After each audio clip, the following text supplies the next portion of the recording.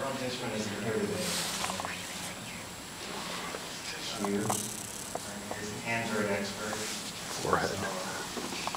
WindyCitySDR, Chicago is my hometown. Software-defined radio, founder and CEO of WindyCitySDR, one hardware platform. Essentially what you see here on the table represents between 60 to 71% of the radio frequencies within the United States. So wherever this particular board is, that particular device, it will pick up between 60 to 71% of the radio frequencies. So essentially it represents the radio frequencies entirely in software, in memory on your general purpose computer, where you write algorithms to your processor, your Intel AMD processor, which now has enough processing power to outperform traditional DSPs such as Texas Instruments, Motorola, and whatnot. So now with transceivers or software-defined radio technology such as this, you have the means to create your own infrastructure. Let me go to the next slide. I got a lot of slides. So, okay, I'm also part of DARPA.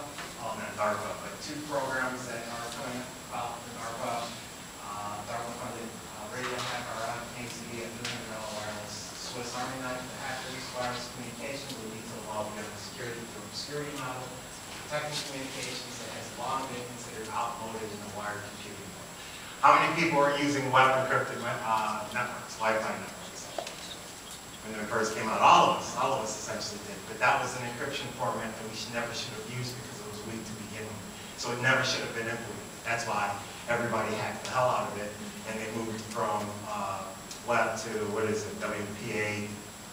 First it was WPA version 1, now WPA version 2. Hey Lou, how you doing? I'm also part of DARPA's Spectrum Challenge, or I shouldn't say part of. I'm part of this, and I'm halfway into this. I've been admitted to qualify for the DARPA Spectrum Challenge. You can learn more about this, the Hack RF software-defined radio receiver through the Forbes, and with regard to this, you can go to DARPA's website.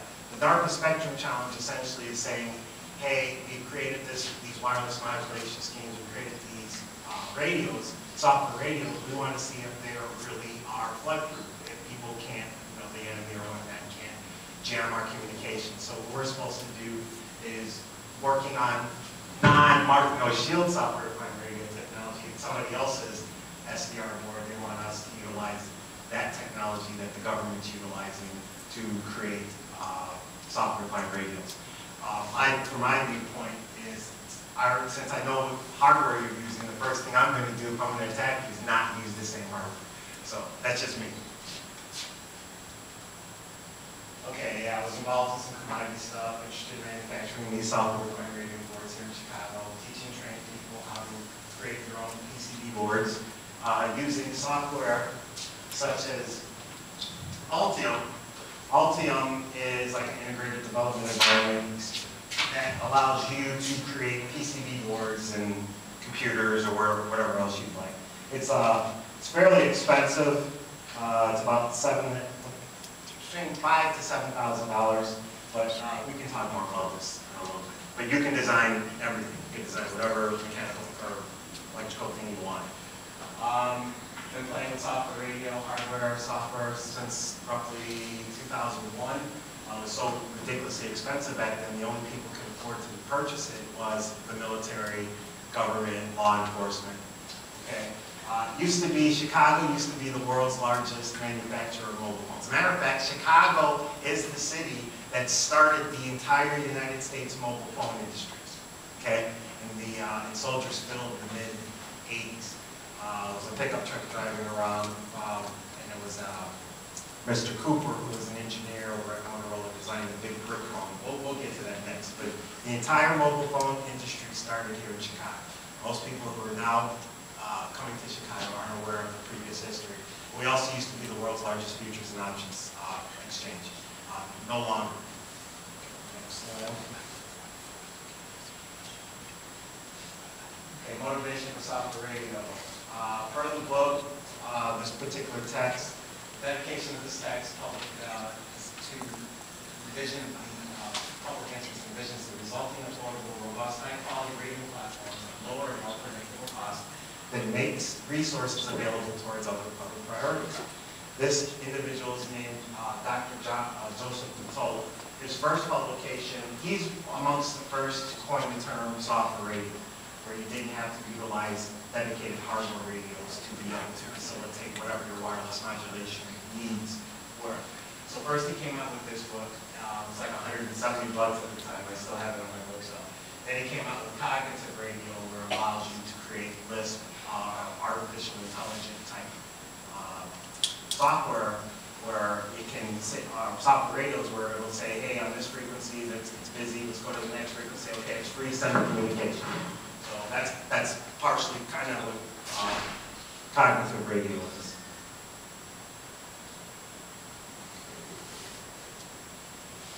Okay, so what is radio? Radio waves are a type of electromagnetic radiation. Radio wave has a much longer wavelength than does visible light. We use radio waves extensively for communications. We all know that. This is a glimpse of what the radio spectrum looks like from lowest frequencies all the way, to infinity or whatnot. I have some other representations, visual representations of what radio waves look like. Here's a United States frequency allocation chart, and the way you want to look at this, look at this as a bookshelf, but it's a sideways bookshelf. And this really is the bottom of the bookshelf, and this is the second layer, the third, the fourth, the fifth. This particular USB stick here, which we'll get to, okay, it's right here. This particular USB stick was dedicated to be a digital video broadcasting television receiver. This particular stick represents, this can grab all radio frequencies from 0 megahertz up to roughly 1500 megahertz. There's like 100 or 200 megahertz gap, and then it goes all the way up to roughly 2100 megahertz. So this one particular stick represents, as I calculated, 1, 2, 3, 4, 5. It was like between 5 or 6 columns of the United States radio frequencies. Okay, and this wasn't intended for you to be able to monitor all these other additional radio frequencies. Thank God the manufacturer never locked down their firmware, and thank God for hackers that wrote a driver that enabled you to talk directly to the chipset that streamed the zeros and ones directly in the memory onto your PC, allowing you to manipulate the data since it's within your user space. Go to the next slide. And Yuki and I apologize for this, just I couldn't get the thing going with my laptop. So. What percentage, just real quick, what percentage of the radio waves do you believe we as human beings utilize on planet Earth? What percentage? Out of all the military, all the ships, all the telescopes pointing at galaxies, all the satellites we have out there, all the enemies and whatnot, 15. How many? What percentage of the radio waves do you think we're using? 15%? 5%? 1%? Any others? No? This is an old electronic magnetic spectrum map from Westinghouse. It's poor quality as far as on the screen. Of all the radio waves and all the different modulation schemes in the universe. Okay, we as human beings, between us all, utilize exactly 0% of the known radio waves in the entire galaxy. Okay, 0%. That's how insignificant we are. Compared to Mother Nature, or the universe, I should say. Yes. And you can check that. I was shocked to find out as well that we actually use 0% by our own calculation. How does it work? Radio waves have wavelengths as short as a few millimeters, tens of inches, as long as hundreds of kilometers. Okay, I don't have to belabor this point. This is one of the components of a radio condenser. Well, back then it was a condenser, an aerial line, something to radiate into the air to pick up the electromagnetic wave, a battery to power your device, a coil, buzzes, yada yada. So we'll go to the next one. What makes different radios different? The way in which radio waves propagate and travel through the atmosphere varies with the frequency or wavelength of the radio signal. In general, the lower the frequency, the further the distance the signal goes. The higher the frequency, the shorter the distance the signal goes, but the more bandwidth it gives you, the more data you can pump through it. So for instance, when you see CDMA networks, Virgin, Verizon, Sprint, US Cellular, those are CDMA networks. networks. In order for you to communicate on their networks, you need to purchase their hardware because our hardware radios are dedicated. Can only do one or two functions. So I won't belabor that point. So we'll get onto that now. What are the different kinds of modulation schemes? That's kind of what I touched upon. Continuous wave is Morse code. Rest in peace, Mr. Morse. He just died recently. That's 3 or 4 years. Amplitude modulation, frequency modulation, and pulse code modulation is important because that's how we receive our audio and our video through our computers and how we send audio video to each other. We use the internet protocol. We use a protocol called TCP/IP in order to interconnect with different disparate networks. But we essentially use pulse code modulation as a means of streaming audio and video to and from each other. Any questions or anything? No? Okay. This is the history telephone story. And the reason why I'm bringing up the telephone story on this is because we see where technology is evolved from these are the first forms of telephones all the way down to the eventual brick phone. This brick phone started in the United States mobile phone industry here in Chicago. It was made by Martin Cooper, who was an IIT graduate, worked at Motorola, created this phone, and they tested a GSM network in Soldiers Field in the early 80s. And this is just a history of modems as far as dial phones go.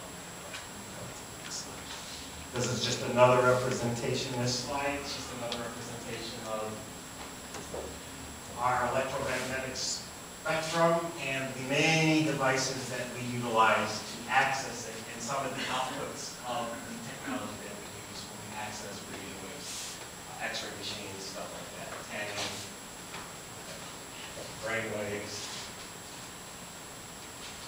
But there's been a change in lieu of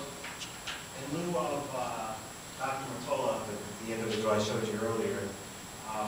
An individual by the name of MIT did a spectrum-aware video demonstration, which I probably should show. I can probably bring it up real quick. This really drives home. This really drives home the power of software radio and potential. Okay.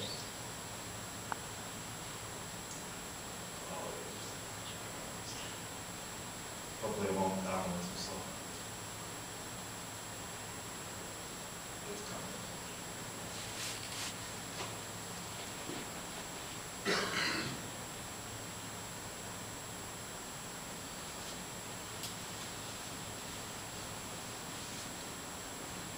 Oh, while that's loading, I'll go to the next slide.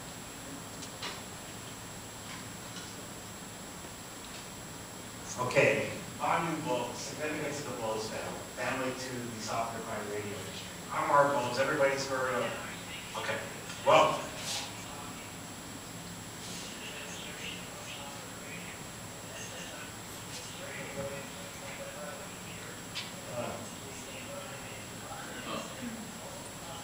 Bad sound. Oh, yeah, this is true.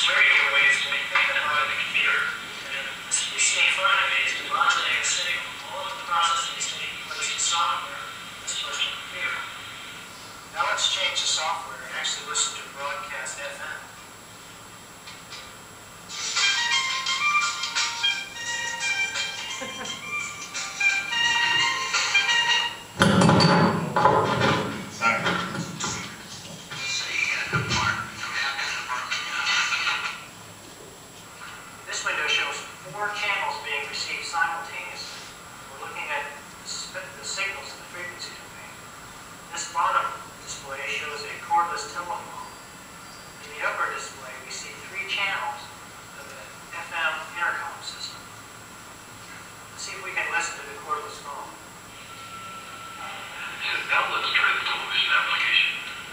does that operate?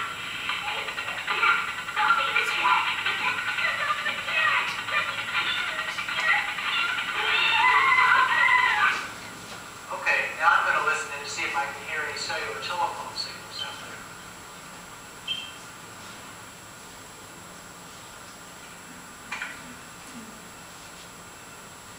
I can see a clear one right here.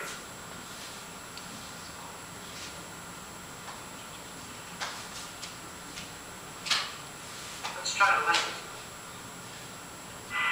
Are you alone? Good. I didn't want to send you this by email because I want to make sure that nobody else found out. I intercepted the most amazing piece of email this morning. Anyway, you won't believe what the dean said about deterrence. He said, and this is a direct quote, that Mike deterrence is. Well, I think that's about enough of that one. Okay, that was just, that was a joke, but that was a demo of what software radio was, and that was in 1999, all right? So you can imagine where they're at today. But Bose Wave Radio, Mark Bose was an MIT professor, graduated from MIT, started Bose Wave Radio, creating speakers and whatnot. And his son, Banu Bose, founder, CEO of Banu Inc. confirms software-based radio technology provides wireless infrastructure that enables individual base stations to simultaneously operate GSM, CDMA, and IDM protocols. Okay. And I was going to play a couple of those videos, but we'll press on. We'll do this one. Actually, no. I got another speaker behind me, so many apologies. So let's go to the next slide. This is what a typical GSM or a base station looks like. This is a fiber base station, actually. You have your antenna, you have your remote access radio here, you have your coax cables, power distribution, spread around. You usually have a fiber, it's your fiber terminal.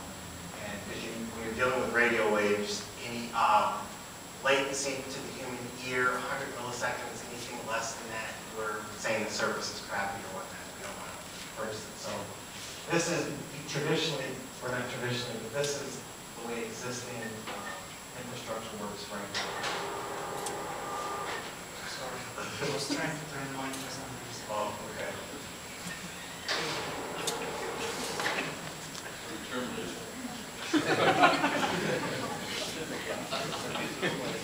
Think the milk chocolate Irish get ahead sometimes?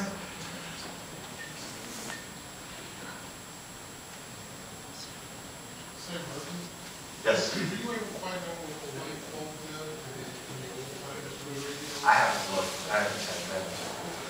I know that it keeps some kind of state. But Wait, is this contraption here over there on the left, is that basically the same thing as the USB key that you were showing to get in the presentation? the what? The contraption, the wireless contraption that's on your desk, Yeah. on that table. Is it the same thing as the USB key that we showed at the beginning? The USB key? No, it is in that it's a transceiver. The USB stick is a receiver. Okay, So this is able to transmit.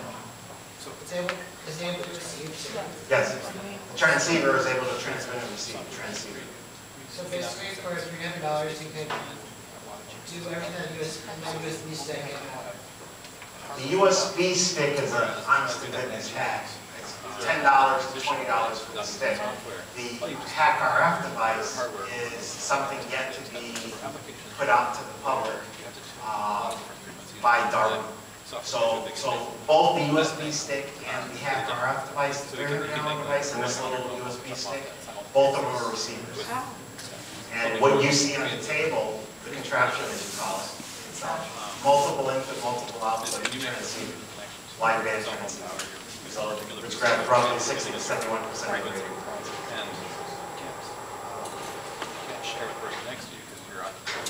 And to give you an idea, just to give you an idea, a GSM base station in Africa on averages, annual average, averages 200,000 a year. 200,000 a year revenue, GSM base station. This device utilizing a laptop computer, I mean, I can create GSM networks for under $1,000. So you can see the exponential profit potential of this type of technology. And that's just running one application. You know? I'm so sorry about this. I was trying to go into All right, let me see. Oh, yeah, where do we go? Okay, cool. No problem. All right, I'll speed things up. And we're sorry about the technical difficulties. Okay, so this is what Von New did. Is he was able to turn a regular 386 computer. He wrote a 10,000-line GSM base station in code. He was able to create a GSM base station so that now GSM handsets can register with a 386 computer. And so now it's a matter of GSM, LTE, 802.11, AM, FM, satellite, all those. Now you don't have to purchase separate dedicated hardware radios. You can write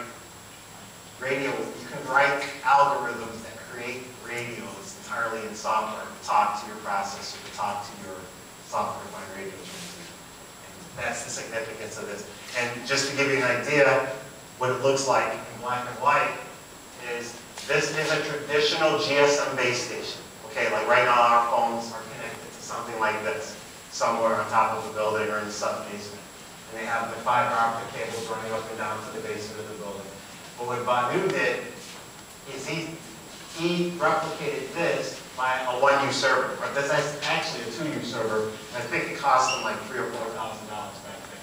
This is an atypical router. Okay, this is a legacy Nortel base station. And these are atypical RF components. So this was like $200,000, and this was like $3,000. Which you're going to go with? Go ahead. Still, you need to buy the frequencies, right? Many countries cannot operate in certain bands because already purchased by other commercial purpose or related purpose. Okay, that's something separate. I understand exactly. It's an empirical question. It's an empirical point that you point out. It's true. If you're certain countries, they regulate their radio frequencies. Certain radio frequencies are free, and certain frequencies you require a GSM or a license from that respective government. But that's irrespective of the technology. This just allows you access to those frequencies, whether or not you have a license or something else. But you're 100% correct. Right. So I know I got to speed it up. Let me speed this up. So this is the deluge of cell phones all over. You know, from the beginning of the this is Nokia's. All the cell phones that they've come out with since 1982. So it's like LTE right now. I have an iPhone 4GS, I believe, and I have an iPhone 3GS that I upgraded from because I kept dropping the thing. And you know, it's like, which phone do I want to go with now? Well, software-defined radio can prospectively help you with that, make that determination. And here again, here's a historical pictorial of all the cell phones that flooded the market. This is the very first cell phone made by Motorola in Chicago, all the way to roughly around present day. Okay, and we see Motorola was the dominant player. Period. Okay, for the first 3-4 years, whatnot, when they first came out, everybody was purchasing their phones. And Nokia came in with their phones. Now look, you see the trios. Not everybody's competing against Motorola, and they started just losing their tail. And all the employees that go to around Chicago here. The RTL-SDR stick, that's what this is. The RTL-SDR stick hack, thank God for hackers. Universities and universities are teaching their students about this. They're issuing these out to classes because there is no other device that we know of in existence that can grab as many radio frequencies as this does now for $10, $20. Just, we don't know. And Motorola, Ericsson, Sony, none of them are intending to provide such a device to you that allows you such. They want you locked onto their hardware. Let me speed this up. Oh, okay, so if you don't want to spend $1,200 for a USB, a universal software radio peripheral, to be used with GNU radio, you can pay $20 for one of these RTL-SDR sticks. You can get them on eBay. As you guys are Google related, this individual, Mark Marinoff, he created some software called SDR Touch. It's Android SDR software. In order for it to run, you have to be running off of a rooted device. So anybody have a rooted device here? What's it? You do? a rooted device, a rooted Android device. You do a search, do a Google search for SDR Touch 1.3, download it to your phone. Let me know once it's on your phone. We'll see if we can attach it with our cord to your phone and see if we can get run SDR applications on your phone now. But that's for anybody that's interested in running SDR applications on your phone. I'm going to speed this up. This is how it looks. That's the video of it. I don't think that'll work. I just took a picture of it. So I'm not going to play the video now, but now if you didn't know, now you know. This is something else I thought that would be very interesting for Yuki and Google. There's an individual by the name of Zach. He's on Kickstarter. He's successfully funded. He's making Linux operating systems, full Linux operating system to run on Android devices. For me as a server guy, it's important because I can run all kinds of cool stuff on an Android phone and provide infrastructure services to the general community. So Linux on Android.org if you're interested in running complete Linux distributions on an Android device. Were you going to ask something? No? Okay. Traditionally, and by the way, I only have like another 20 slides and I'll fly through these. Traditionally, Android was designed for ARM-based processors. Intel AMD slants their processors for Microsoft. Microsoft tells them to design their processors for however they like to write their threads and whatnot.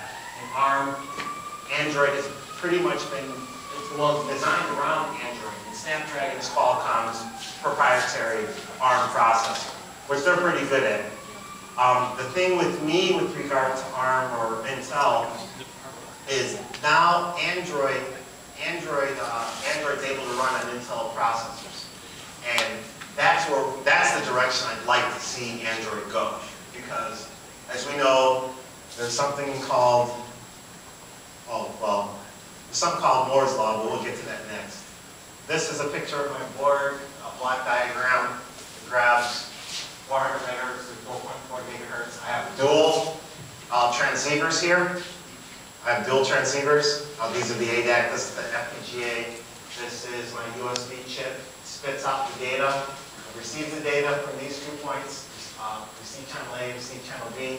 These are the transmitters. Okay, and this is my power supply, 6 volt 3 amp. And it spits the data directly to your laptop computer.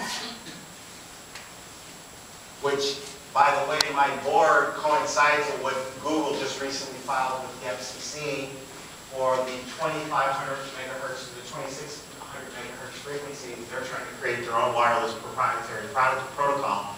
And I'm trying to get their attention and make them aware that my board cleanly covers this frequency range. And if we can sign NDAs or that they provide the software with its specification, I can arrange to have it created entirely in software off of general purpose laptop computers or desktops. This is a Google next generation all IP telecom network. You can do a Google search on this, watch it. It's about a 2-hour video. It shows this is Google's intended view of a wireless network and an all IP network, which this device can cleanly provide.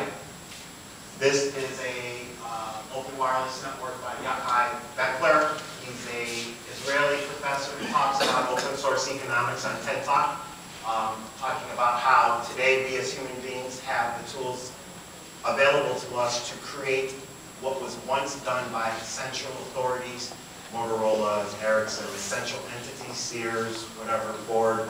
Now we have the tools available to us using open source economics, open source software, open source hardware, where we can create our own infrastructure-like products.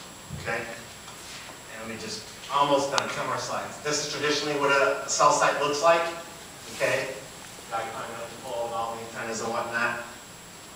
This, this is how we connect with the rest of the telecom network and the IP network.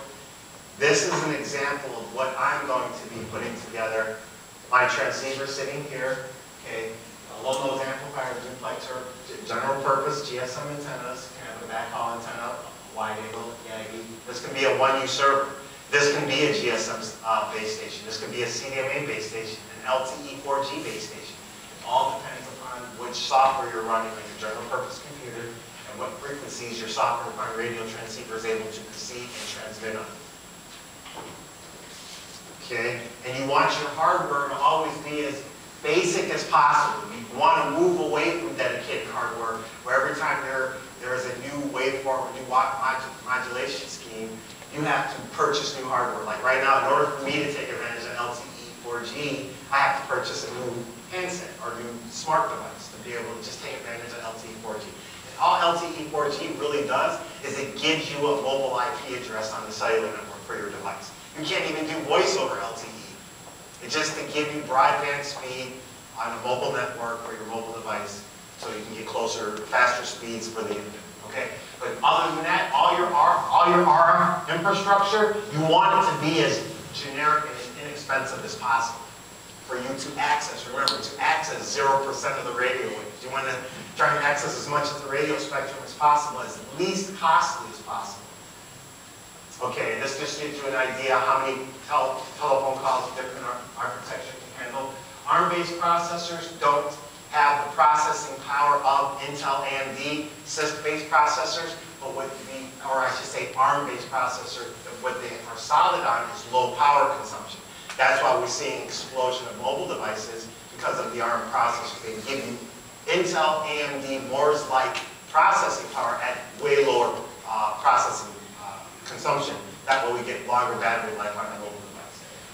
But on the x86 Intel AMD infrastructure, we run more GSM channels. We can run more voice calls through Intel and AMD architecture. Real quick, what's an RCF? Absolute radio frequency channel number. Thank you. GSM. Okay. Hey, I'm glad I just said that off the top of my head. Okay, I got like 6 more slides and I'll shut up. All right. So what we're seeing real quick is we're seeing the number of transistors over time. Okay, doubling, tripling, and whatnot. That's what's giving us more processing power, the number of transistors that they're able to physically put on the board, okay? Moore's law, doubling single chip memory capacity every 18 months, leading to a 10 times increase every 5 years.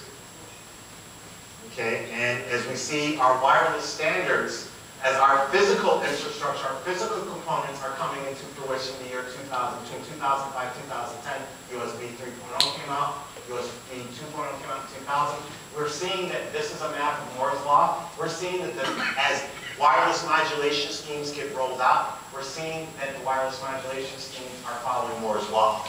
Okay? And that's the path we want to be on because for the last 40 years, Moore's law has given us doubling the processing speed every 18 months. And this is the easiest way. We've got 2 more slides left and we're done. This is sloppy, this is true, but this is my handwriting. This is the way I think of radio waves and radio spectrum. You want to have a general purpose antenna with a general purpose low noise amplifier or duplexer to amplify your signal or reduce the signal if it's too loud. You have your SDR device that is capable of grabbing all these radio frequencies, all these radio modulation schemes, which you want to be processed entirely via Cat 6, Cat 7 cable to your SDR house. We've all seen the GSM antennas with the box on the bottom. You know, the guy goes in there and they have that big brown GSM station. Now we can replace it with regular laptop, desktop servers, general purpose processors, Intel or AMD, running Linux operating systems or Unix, interconnected with the internet. You can run a VoIP switch on your Linux operating system, which can be interconnected with the PSTN network or SS7 network. The SS7 network, this is what hooks up all central offices around the world, or all telephone calls, all telephone central offices in every respective country. You can now entirely do this entirely in software on a general purpose computer. And you have your billing, you know, to build the data coming in and out, the voice coming in and out. What I'm working on now, and others, is LTE 4G. We have it half working. We have the receive side working, so I can run an application entirely in software and see all the LTE 4G base stations. We're working on being able to talk to the transceiver to be able to transmit and be a base station, LTE base station. WiMAX is something to work on. TV white space. And last couple slides. Okay, and this is generically how your infrastructure looks. This is something I'm putting together for the city of Aurora as far as to set up a test network perspective for my infrastructure using standard 1U, 2U servers. When I was at the level 3 data center in 2005, 2006, I had Dell PowerEdge 2850s. They were $3,000 back then. Today, you can get those same Dell PowerEdge 2850s, $20. $20. So imagine if I'm getting more customers, and And it's $20, $20. I can manage another 100 customers, it costs me $20. Another $20, another 100 customers. It's making money just by writing Moore's Law. The end. Sorry. And if you guys want, I can do a GSM demonstration on the side. I don't want to delay anybody else that's supposed to